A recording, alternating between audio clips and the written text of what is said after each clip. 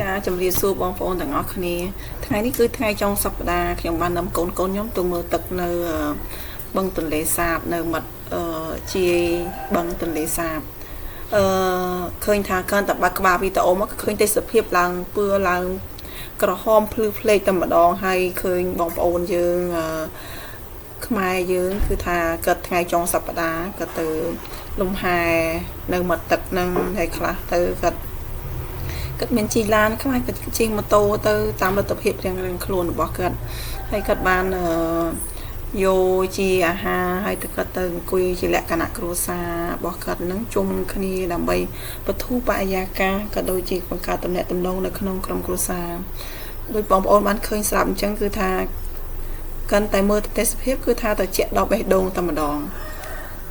ចាខ្ញុំ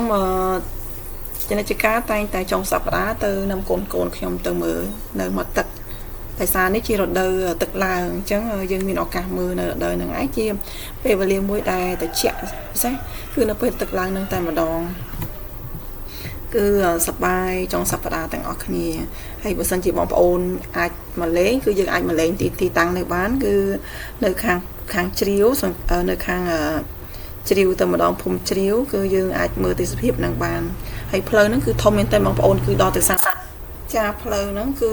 30ម៉ែត្រគឺធំធ្វើដោយ2តុងណាបងប្អូនអញ្ចឹងមានភាពងាយស្រួលក្នុងការចតឡានចតម៉ូតូនៅបរិវេណហ្នឹងអញ្ចឹងសូមអរគុណសម្រាប់ការទស្សនាសូមជម្រាបលាសូមអរគុណ